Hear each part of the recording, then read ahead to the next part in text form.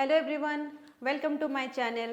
I am Satabdi. Today we'll go through the questions of subject and predicate.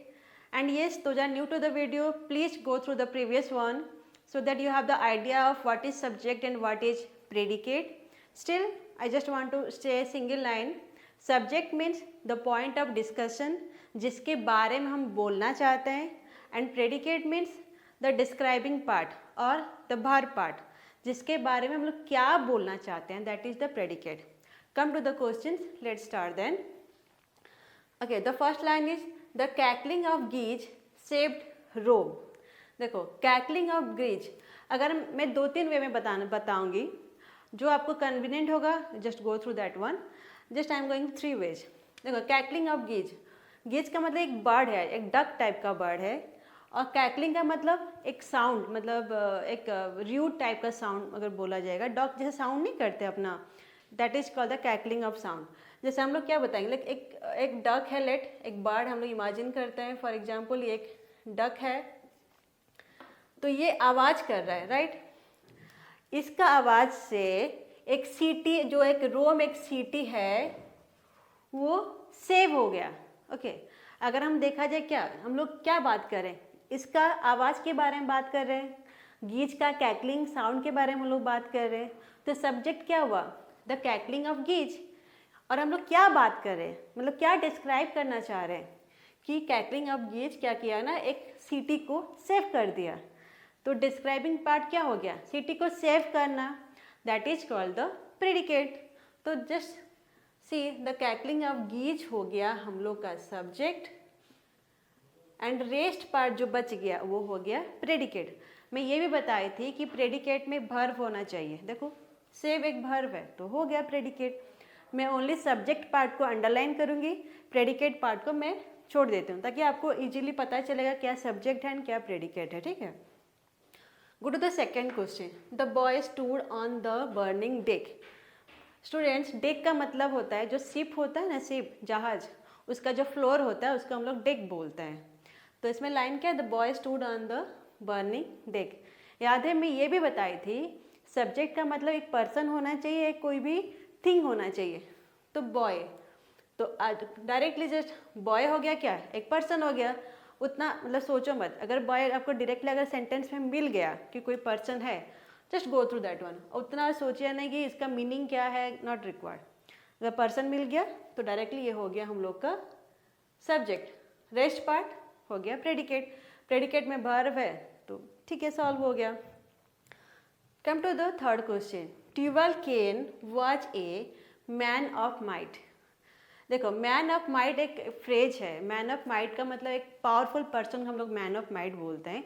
मैं ये सब part ना मैं इन फ्यूचर जब हम लोग डिस्क्राइब करेंगे, कुछ कुछ टॉपिक आएगा उसमें हम लोग डिस्क्राइब कर देंगे मैन ऑफ माइट का. बहुत सारे इसी टाइप का बहुत आने वाला है आगे, तो आगे चल के मैं इसको प्रॉपरली डिस्क्राइब करूँगी. I think today will directly stick to the topic of subject and predicate. ज़्यादा डिस्क्राइब करेंगे तो टाइम ज़्यादा चल जाएगा. Better good topic. देखो Tubal Cain was a man of might. Tubal Cain एक पर्सन का नाम है, तो नेम अगर पर्सन आ गया डायरेक्टली सब्जेक्ट, तो उसमें भी ऐसे हम लोग ज़्यादा सोचना नहीं चाहिए कि ये क्या मीनिंग बता रहा है, कुछ रिक्वायरमेंट नहीं है. तो ये हो गया सब्जेक्ट. रेस्ट पार्ट जो बच गया वाज एक हेल्पिंग वर्ब है, सेटिस्फाई भी कर रहा है कि प्रेडिकेट में वर्ब होना चाहिए. तो predicate, rest part, predicate. Come to the fourth question. क्या है हम लोग का, stone walls do not make a prison. देखो इसका अगर ऐसा देखेंगे कि एक वॉल है जो स्टोन से बना हुआ है, एक प्रिजन को बना नहीं सकता. एक्चुअली ये मीनिंग एग्जैक्टली वो नहीं है. ये एक मेटाफर टाइप का यूज हुआ है, एक इडियम है. मीन्स वो उसका मीनिंग भी हम वही बताएंगे कि इन फ्यूचर हम बोलेंगे. पर अगर देखा जाए डायग्रामेटिकली, हम लोग एक वॉल है जो हम लोग का स्टोन से बना हुआ है, ये एक प्रिजन को नहीं बना सकता. टेक्निकल ये सही नहीं है, बट आज पर जो लिखा हुआ हम लोग का, हम वही बता रहे हैं. Stone walls do not make a prison. हम लोग क्या बात कर रहे हैं, किसके बारे में बात कर रहे हैं, स्टोन वॉल के बारे में बात कर रहे हैं. क्या बात कर रहे हैं, मतलब क्या डिस्क्राइब कर रहे हैं, ये कि एक स्टोन वॉल एक प्रिजन को बना नहीं सकता, मतलब ये डिस्क्राइबिंग पार्ट हुआ. तो हम लोग क्या बात कर रहे हैं और किसके बारे में, किसके बारे में, स्टोन वॉल्स के बारे में हम लोग बात कर रहे हैं. तो स्टोन वॉल्स हो गया हम लोग का एज यूजुअल, ये भी एक सब्जेक्ट है. Come to the fifth question, the singing of birds delight us. ये जो है ये दोनों सेम टाइप का क्वेश्चन है, जैसे कैकलिंग ऑफ गीज शेप द रूम, ये भी सेम टाइप है। सिंगिंग ऑफ बर्ड्स डिलाइट अस, एक बर्ड है, ये गाना गा रहा है, और डिलाइट का मतलब हमको अच्छा लगना, मतलब मन को अच्छा लगना। तो हम लोग क्या बात करें, एक बर्ड का जो गाना, और हम लोग क्या बात कर रहे हैं कि हम लोग को अच्छा लग रहा है, राइट। तो अगर अच्छा लग रहा है, ये हो गया डिस्क्राइबिंग पार्ट। बर्ड का सिंगिंग, इसके बारे में हम लोग बात कर रहे हैं ना, तो ये हो गया हम लोग का as usual subject. Come to the sixth one, Miss Kitty was rude at the table one day. Miss Kitty name of a person आ गया ना डायरेक्टली, और उतना सोचिए मत, डायरेक्टली अगर नेम पर्सन आ गया, जैसे क्या था सब्जेक्ट में पर्सन और थिंग आना चाहिए, डायरेक्टली एक पर्सन आ गया, उतना आगे मत सोचिए क्या क्या लिखा होगा, पर्सन आ गया डायरेक्टली जस्ट अंडरलाइन कर दीजिए ये एक सब्जेक्ट है, और ज़्यादा मत सोचना चाहिए। Come to the seventh one, again pronoun आ गया, तो ही उतना आगे पढ़ना जरूरी नहीं है, अगर प्रोनाउन आ गया डायरेक्टली सब्जेक्ट हो गया। जैसे मैं बताई थी कि सब्जेक्ट में हमेशा अगर आपको क्वेश्चन में आई, वी, यू, दे अगर है, ही, सी, इट है, डायरेक्टली वही सब्जेक्ट है, और आगे क्या लिखा not required to understand, just simply stick to that one. और अगर ऐसे देखा जाए डायग्रामेटिकली, ही लेट कोई पर्सन है, कोई लड़का है, इसलिए इसके बारे में हम लोग क्या बोल रहे हैं, उसका मेमोरी बहुत अच्छा है, डिस्क्राइबिंग पार्ट है, इसका मेमोरी बहुत अच्छा है। किसके बारे में बात कर रहे हैं, ही के बारे में, ही इज ए पर्सन। तो आज यूजल अगर ऐसे भी देखा जाए तो भी ये सब्जेक्ट हुआ, ठीक है। चलिए, come to the eighth question, bad habits grow unconsciously. देखो सब्जेक्ट में हम लोग का पर्सन और थिंग होना चाहिए, हम लोग पढ़े थे, बट देखो यहाँ ना पर्सन है ना थिंग है, ये बस अपना मतलब एक पर्सन का नेचर के बारे में बात कर रहे हैं। बैड हैबिट्स ग्रो अनकॉन्शियसली, इसमें हम लोग कैसे करेंगे बताओ। देखो बैड हैबिट चाहे एक पर्सन है जो दूसरों को बहुत डांटता है, तो बैड हैबिट्स हो गया डांटना। उसके बारे में हम लोग क्या बात कर रहे हैं कि वो धीरे धीरे बढ़ जाता है, जो हम लोग को पता नहीं चलता पर धीरे धीरे बढ़ जाता है। तो डांटना कैसे बढ़ता है ना, धीरे धीरे बढ़ जाता है, राइट। ये हो गया डिस्क्राइबिंग पार्ट, और डांटना हो गया क्या सब्जेक्ट, या जिसके बारे में हम लोग बोल रहे हैं। तो बैड हैबिट्स हम लोग का आ जाएगा सब्जेक्ट में, और डिस्क्राइबिंग पार्ट क्या हो गया कि धीरे धीरे पता नहीं चलता पर वो बढ़ जाता है, राइट। ये हो गया बैड हैबिट्स हो गया सब्जेक्ट। जैसे मैं बताए थे कि हम लोग सिंपली अंडरलाइन करेंगे सब्जेक्ट पार्ट को, और प्रेडिकेट को हम लोग ऐसे ही छोड़ देंगे ताकि आपको पता चलेगा rest part is the predicate. Come to the ninth question, the earth revolves round the sun. ये डायरेक्टली आई थिंक आपको पता चल चुका होगा कि क्या है, द अर्थ हो गया पर्सन और थिंग में, तो ये थिंग को सेटिस्फाई कर रहा है, तो उतना आगे रिक्वायरमेंट नहीं है कि सब पूरा पढ़ के समझना क्या लिखा हुआ है।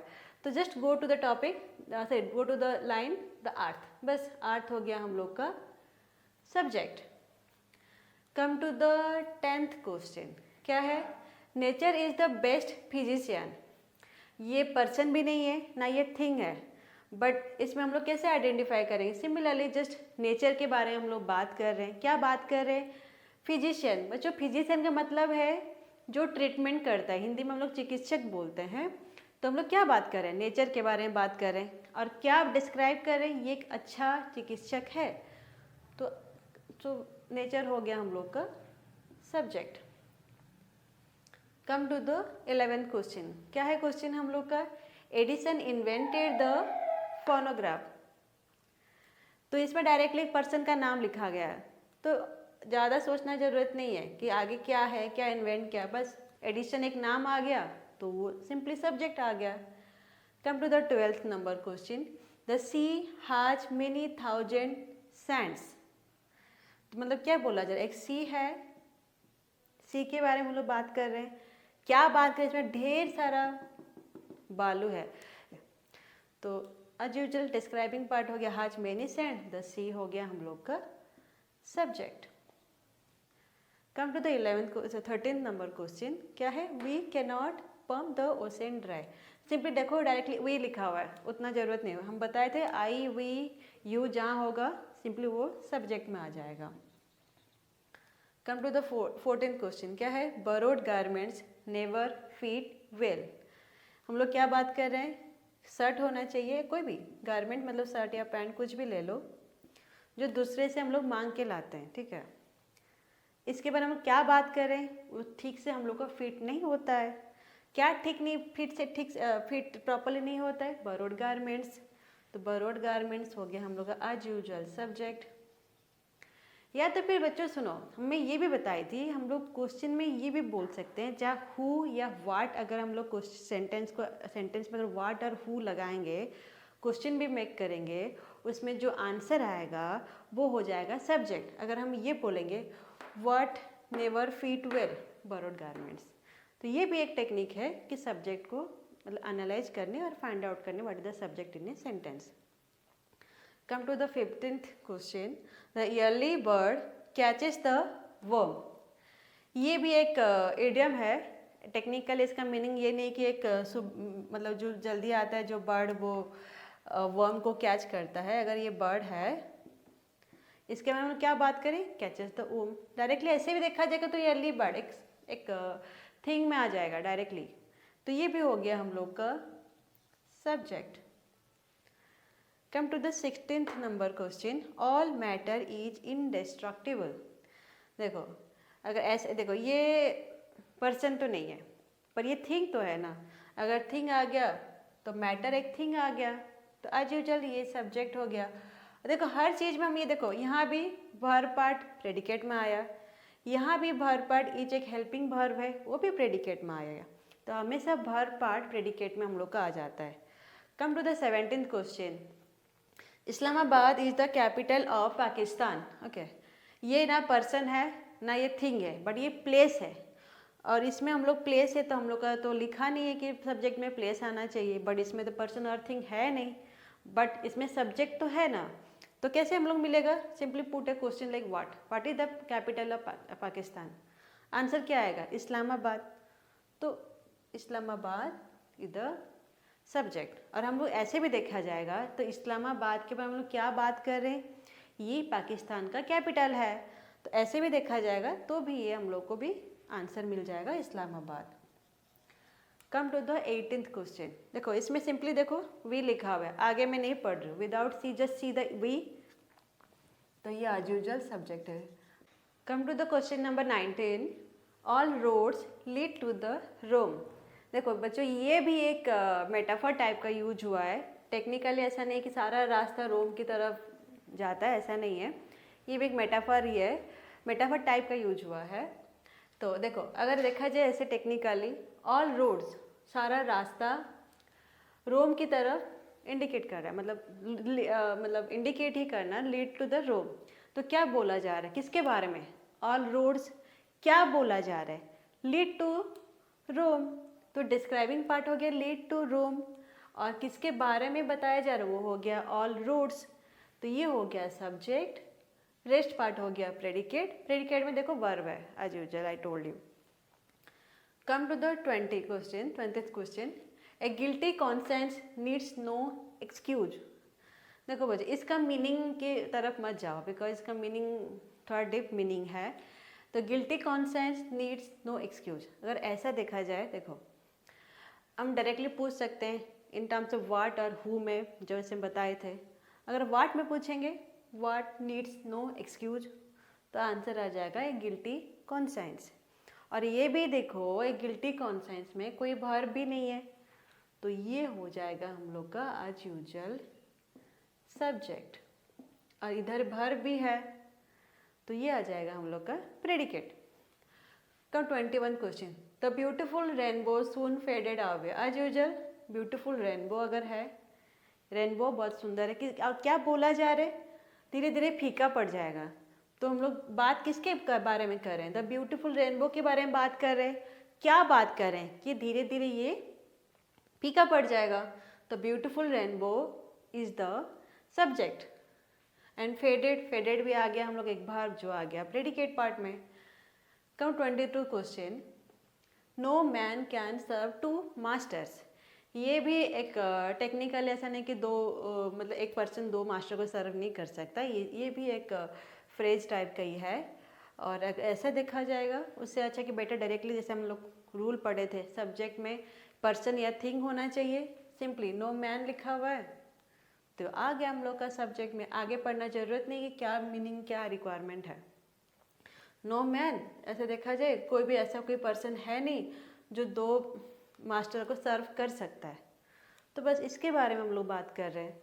तो ये हो गया हम लोग का subject. Okay, come to 23rd question. A sick room, sick room हो गया ना, एक थिंग आ गया। आगे मत पढ़ो क्या लिखा हुआ है, एक सिक रूम, एक रूम के बारे में बताया जा रहा है, ये एक थिंग है, तो बस हो गया। एक थिंग मतलब क्या, एक सब्जेक्ट आ गया। Come to 24th question. The dew drops glitter in the sunshine. Dew drops क्या होता है बच्चों, ये एक है जो ओस की बूंदे, क्या है, the dew drops glitter in the sunshine. जो ड्यू ड्रॉप्स के बारे में बताया जा रहा है, क्या बताया जा रहा है, ग्लिटर इन द सनशाइन, सन के टाइम में बहुत ग्लिटर करता है, बहुत शाइनिंग करता है। सो ड्यू ड्रॉप्स के बारे में हम लोग बात कर रहे हैं, तो ड्यू ड्रॉप्स आ गया हम लोग का एज यूजुअल सब्जेक्ट में आ जाएगा, rest part will come under the predicate. Come 25, I लिखा हुआ है, सिंपली सब्जेक्ट, आगे रिक्वायरमेंट नहीं है क्या पढ़ना, आई है तो as usual it will come under the subject. Come to 26th question. A barking sound the shepherd hears. अच्छा, इसमें हम लोग क्या बोले थे, पर्सन और थिंग होना चाहिए, इसमें पर्सन कौन है, द शेफर्ड है। हम लोग ये भी लिख सकते हैं the shepherd hears a barking sound. अगर ऐसे लिखेंगे तो हम लोग को पता चल जाएगा इजीली कि सब्जेक्ट क्या है, बट हम लोग ऐसे लिखा हुआ है तो थोड़ा सा at least you should try to understand कि शेफर्ड के बारे में बताया जा रहा है जो एक बार्किंग साउंड को सुना या सुनता है। तो द शेफर्ड आ गया हम लोग का एज यूजुअल सब्जेक्ट। देखो कहीं कहीं ऐसे भी होता है कि आ जाए सेड की सब्जेक्ट कभी कभी सेंटेंस के बिगिनिंग में भी आता है, it can come also at the end of the sentence, in the mid of the sentence also, in this line it come at the mid of the sentence.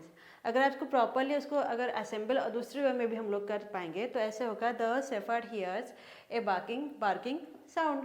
तो shepherd हो गया subject. Even come to 27th question. On the top of hill lives a hermit. तो hermit means क्या होता है, एक person जो बहुत आइसोलेट होकर रहता है, that person is called the hermit. हम लोग इसको ये भी लिख सकते हैं कि a person lives on the top of hill. अगर ऐसे लिखेंगे तो पर्सन तो सब्जेक्ट क्या आ जाएगा, ए हर्मिट आ जाएगा। जनरली इसमें एक हर्मिट के बारे में बताया जा रहा है, क्या ये बताया जा रहा है कि ये टॉप ऑफ द हिल में रहता है, राइट। तो देखो इसमें हम लोग का सब्जेक्ट आ गया एट द एंड, इसमें आ गया एट द मिड, ये सब में आ गया in the beginning of the sentence. Okay, so thank you.